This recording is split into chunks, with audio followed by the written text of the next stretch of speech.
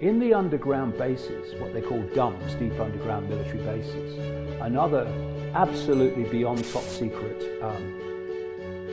research facilities, this technology that is necessary to totally entrap humanity through technology is being developed. And they are always vastly ahead of anything that's happening in the public arena. I mean, vastly ahead. This is why Aldous Huxley could describe things in 1932 with Brave New World that were not even possible then.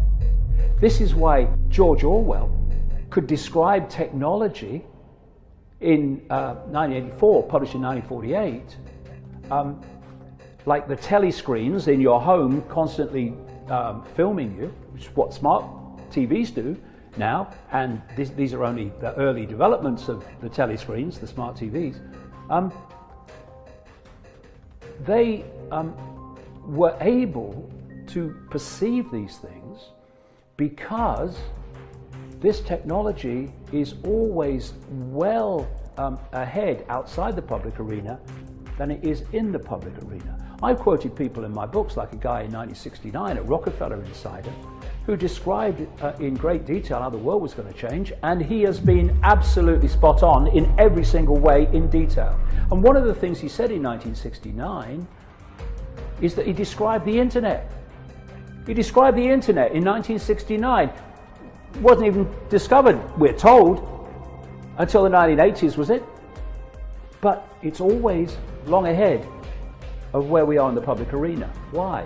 Because as the process unfolds of more and more sophisticated technology rolling out, like now at a vast rate of knots, to create this complete human control system, there are no gaps.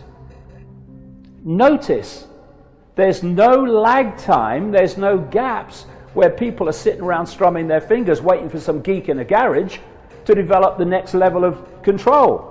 It just rolls out seamlessly. Why? Because it's been there, sitting there, to be rolled out, so it's seamless as it rolls out. This stream of movies, year after year after year after year, that are portraying the very dystopian machine-controlled society that they want to take us into.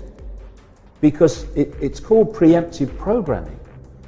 What they're doing is systematically making us subconsciously, consciously too more and more, but subconsciously familiar with that world.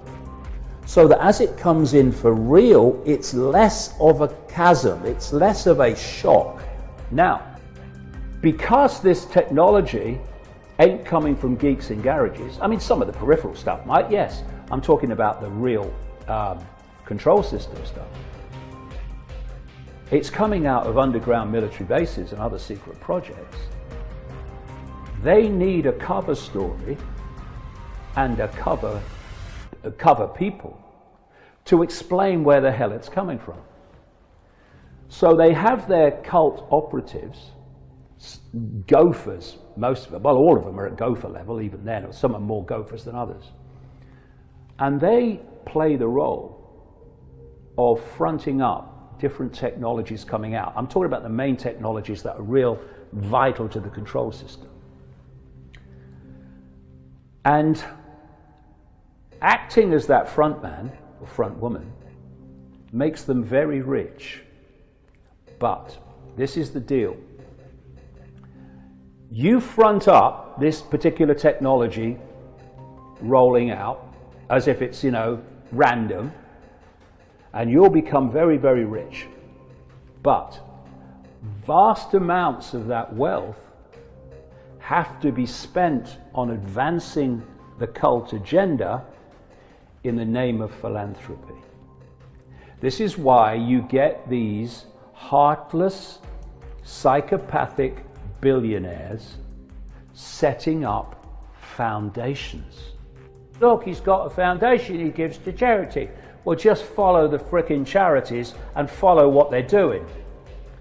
And you'll find that it's a cult agenda that he's financing, whether it's Monsanto or his vaccinations and the manipulation of health, but particularly vaccinations. What they're saying is they want to tag every child, like in the third world, to have a digital way of seeing if they've been vaccinated or not.